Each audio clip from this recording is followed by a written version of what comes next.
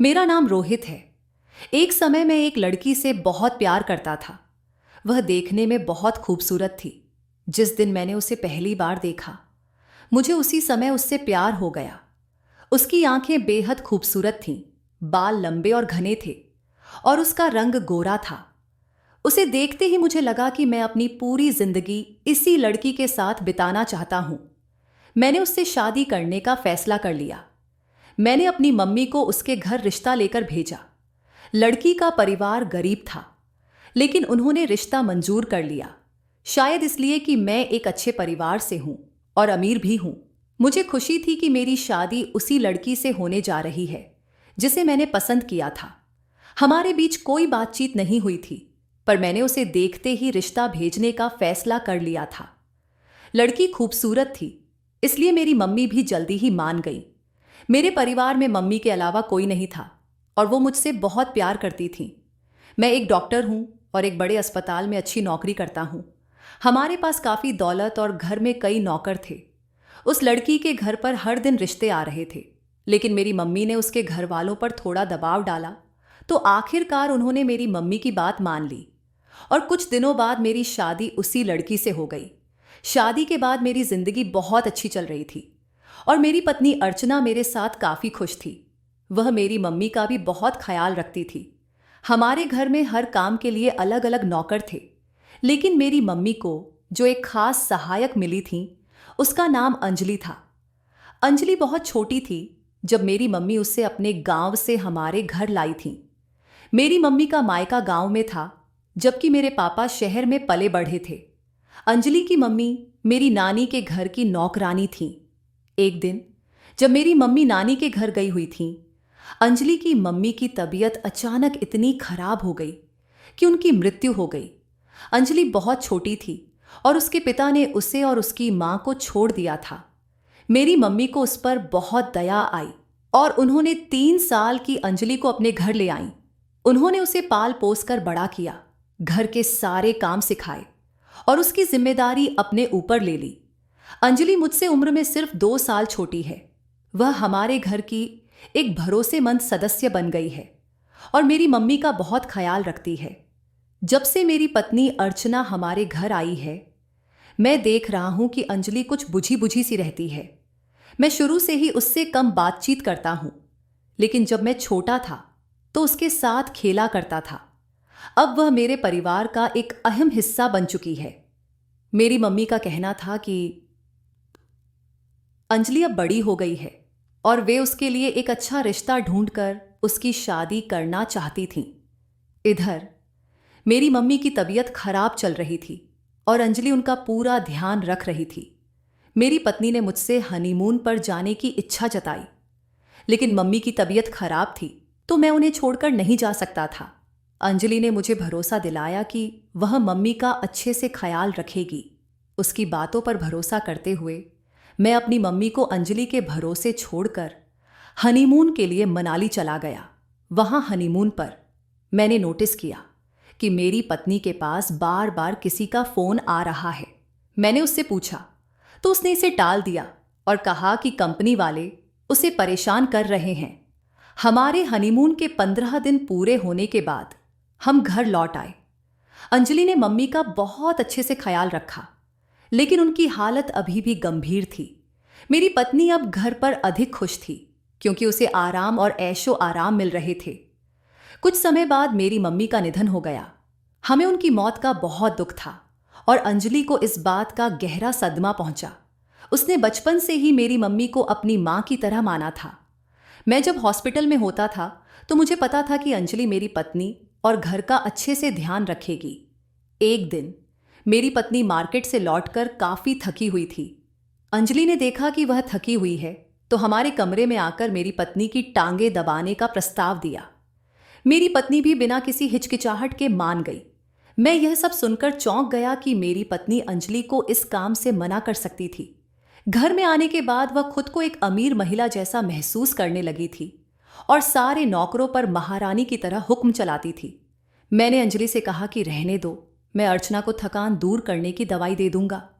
लेकिन मेरी पत्नी ने कहा कि जो सुकून पैरों की मालिश से मिल सकता है वह दवाई से नहीं मिल सकता। मेरी बात का जवाब उसने कड़े लहजे में दिया, जो मुझे बिल्कुल पसंद नहीं आया। पहले अंजलि ने अर्चना के लिए हल्दी वाला दूध बनाकर दिया और उसके बाद पैरों की मालिश करने बैठ गई। अंजलि बहुत मेहनती और नरम दिल की लड़की थी। वह किसी भी काम के लिए मना नहीं करती थी। उसने पूरे 1 घंटे तक अर्चना के पैर दबाए। रात बहुत हो चुकी थी। मैं लैपटॉप बंद करके सो गया और अर्चना भी सो गई। अगले दिन भी वही हुआ। जब मैं रात को अस्पताल से घर आया तो देखा कि अंजलि घर का सारा काम कर रही है और मेरी पत्नी आराम कर रही है। मैंने चारों ओर नजर दौड़ाई, लेकिन घर में अंजलि के अलावा कोई नौकर नहीं दिखा। मुझे लगा शायद वे छुट्टी पर हैं। जब मैंने अंजलि से पूछा तो उसने बताया कि अर्चना ने सभी नौकरों को काम से निकाल दिया। यह सुनकर मुझे बहुत गुस्सा आया, क्योंकि सभी नौकर मेरी मम्मी ने रखे थे और वे भरोसेमंद थे। अब घर का सारा काम अंजलि के कंधों पर था। मैं गुस्से में अर्चना के पास गया और पूछा कि उसने यह सब क्यों किया।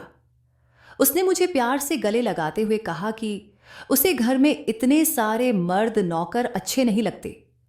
वह बोली, आजकल मर्द नौकरों पर भरोसा नहीं करना चाहिए। अंजलि जवान और खूबसूरत है। मैं उसकी सुरक्षा को लेकर चिंतित रहती हूं। उसने कहा कि कुछ दिनों में वह 2-3 महिला नौकरानी का इंतजाम कर लेगी और तब तक वह खुद अंजलि के साथ मिलकर घर का काम संभाल लेगी। उसकी बातों में प्यार और चिंता देखकर मेरा गुस्सा ठंडा हो गया और मुझे महसूस हुआ कि उसे अंजलि की सुरक्षा की फिक्र है।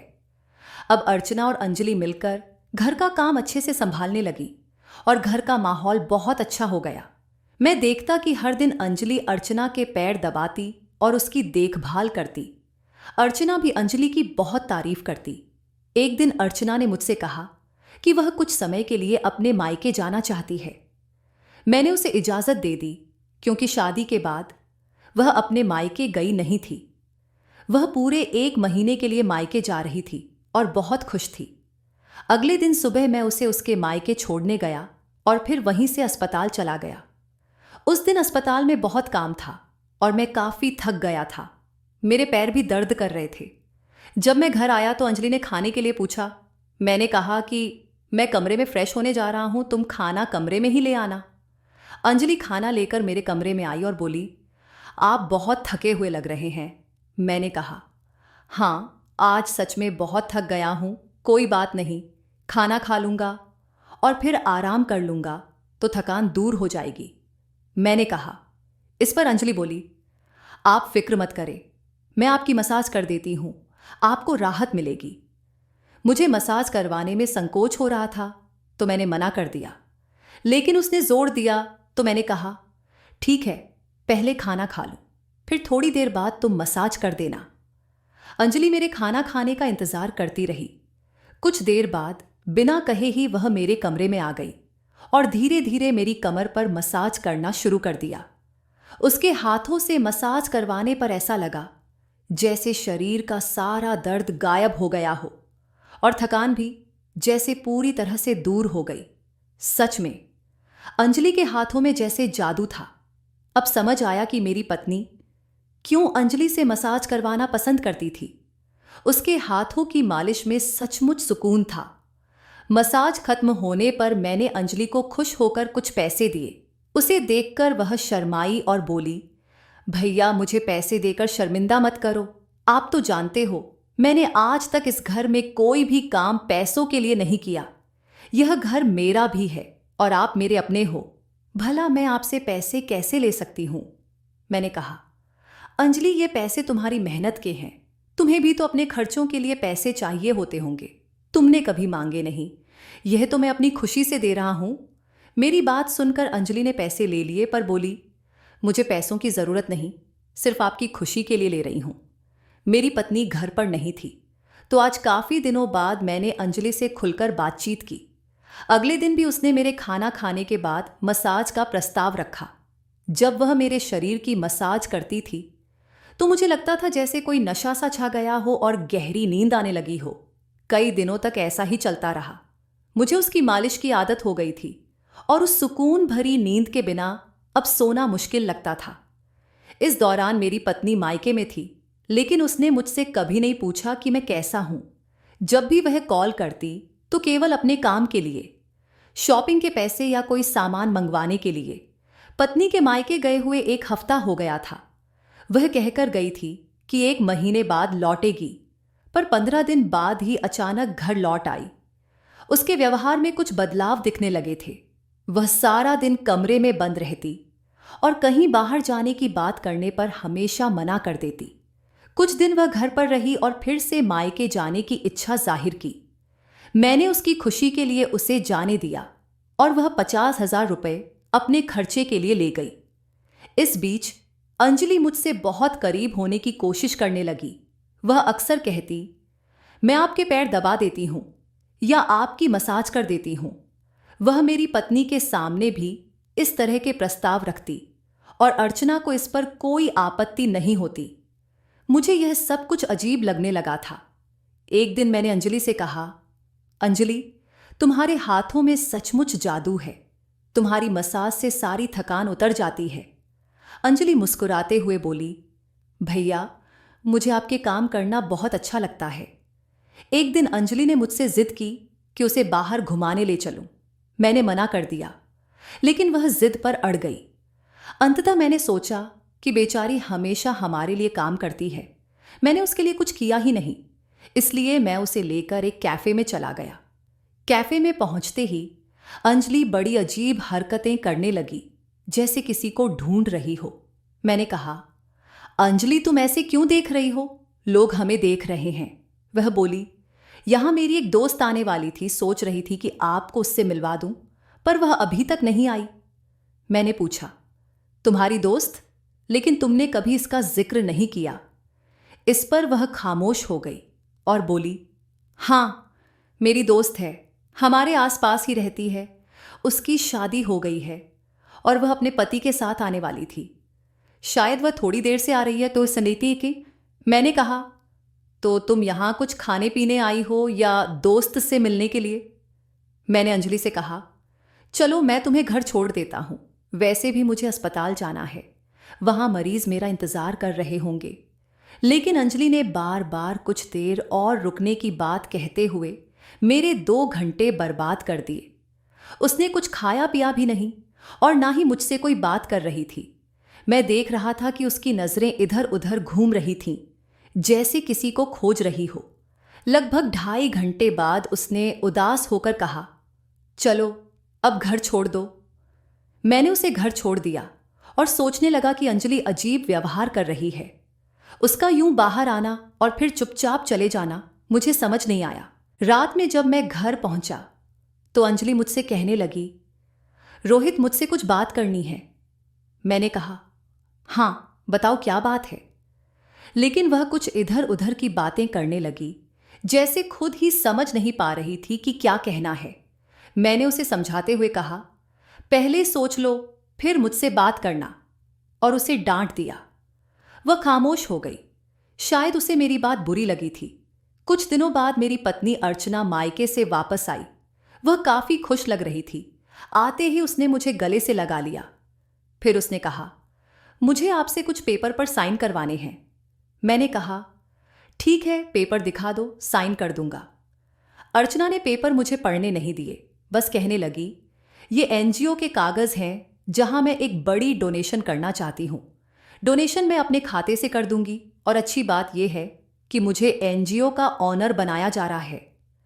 मैं उसकी इस बात से बहुत खुश हुआ और बिना ज्यादा सोचे समझे खुशी खुशी उन पेपर्स पर साइन कर दिए। मेरी पत्नी के सामने ही अंजलि कमरे में आ गई और कहने लगी, अब मैं आपकी मालिश कर देती हूं, लेट जाइए। पर आज मैं मालिश नहीं करवाना चाहता था, क्योंकि बहुत दिनों बाद मेरी पत्नी घर लौटी थी और मैं उसके साथ समय बिताना चाहता था।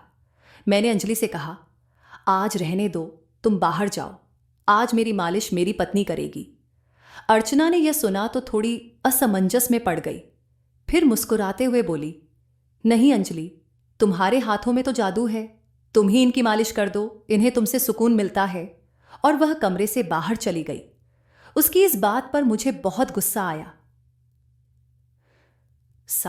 कई दिनों से जब मैं घर थका हारा आता था, वह मायके में थी और अब जब वह घर पर थी तो मेरी इस भावना को भी नहीं समझ पा रही थी। मेरा भी हक बनता है कि मैं अपनी पत्नी के साथ समय बिताऊं।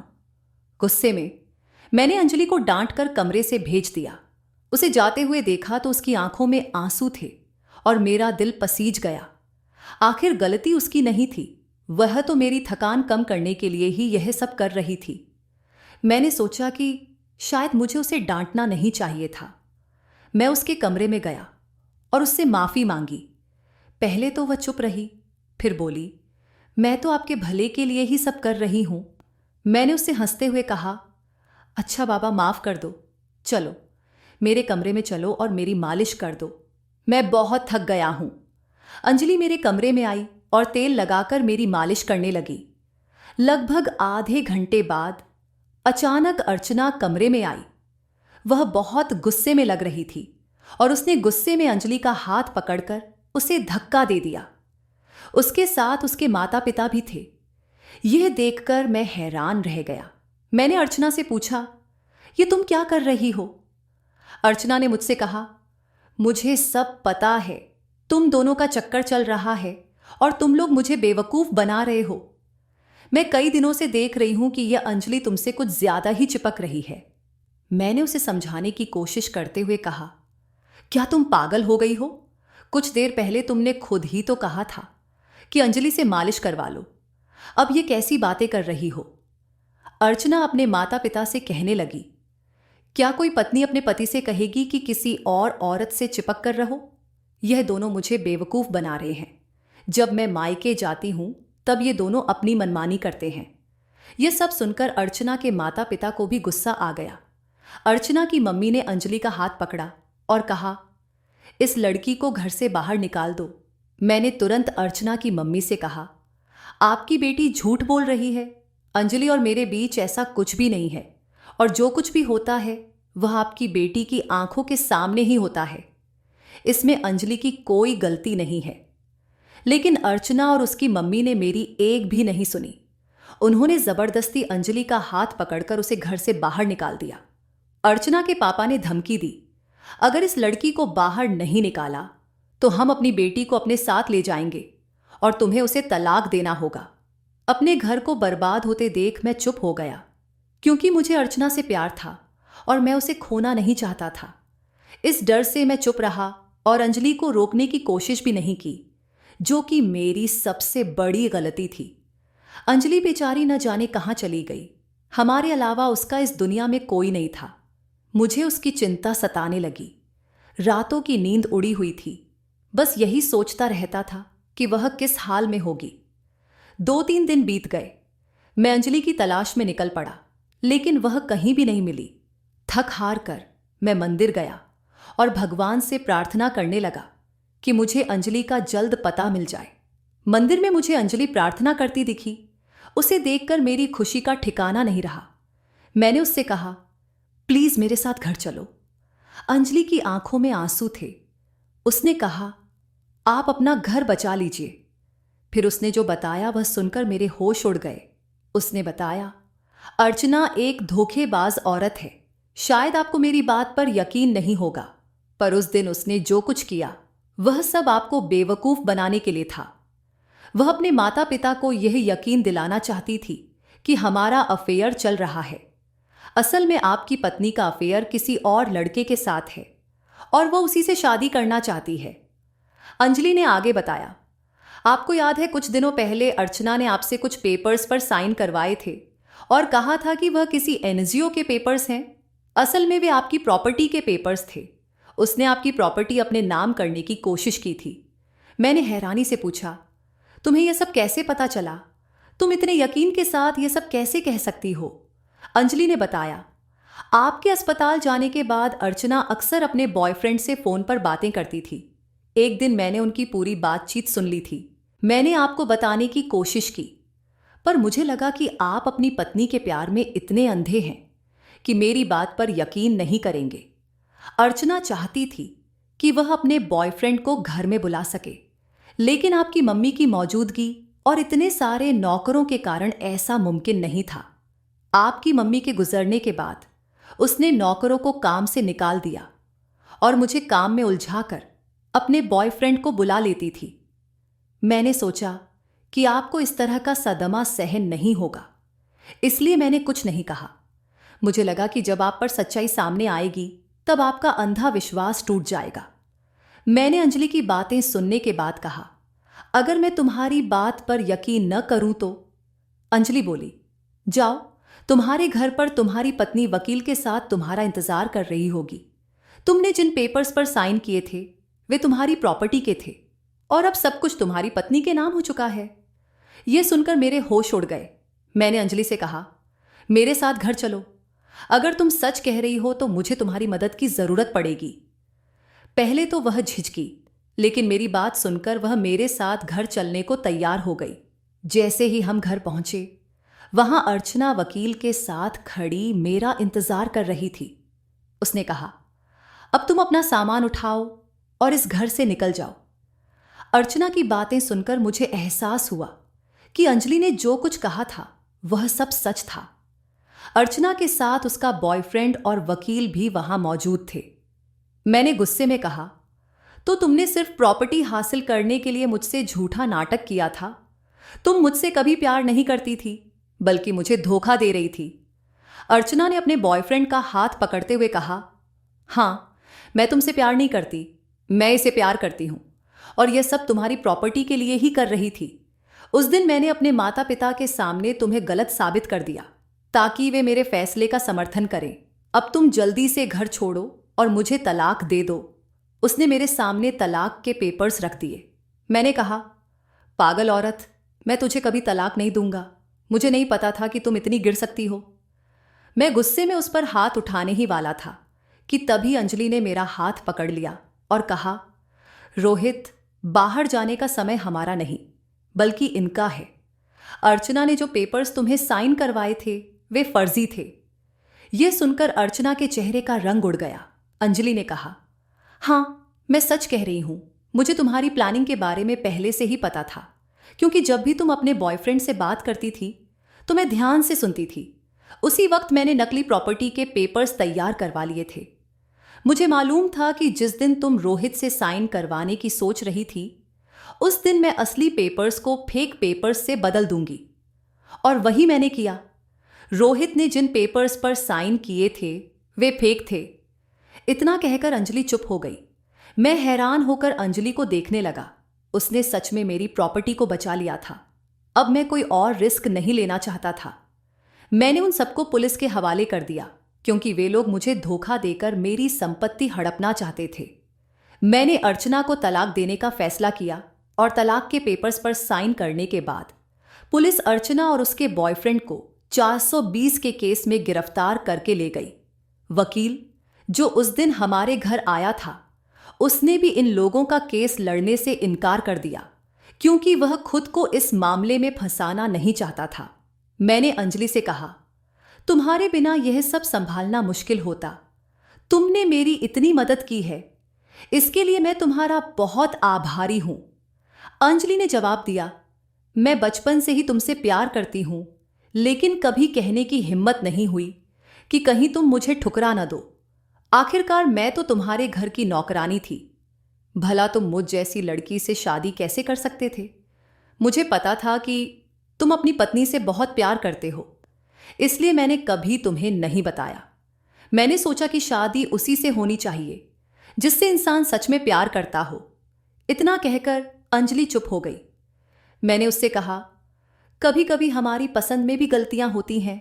देखो अर्चना ने मेरे साथ क्या किया। अगर तुमने मुझसे शादी से पहले अपने दिल की बात कह दी होती तो शायद मैं तुमसे शादी करने के बारे में सोचता और यह सब नहीं होता। लेकिन अब क्या तुम मुझसे शादी करोगी?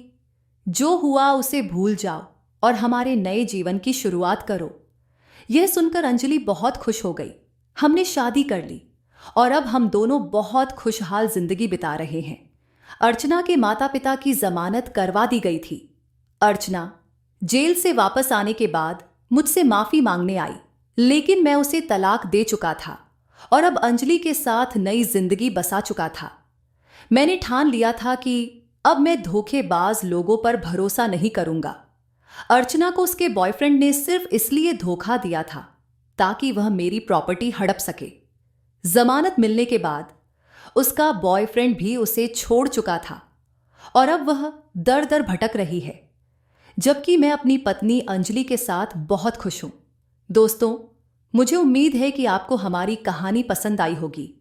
अगर कहानी पसंद आई हो तो इस वीडियो को लाइक करें, हमारे चैनल को सब्सक्राइब करें और नोटिफिकेशन बेल को दबाएं ताकि हमारे अगले अपडेट सबसे पहले आप तक पहुंचे।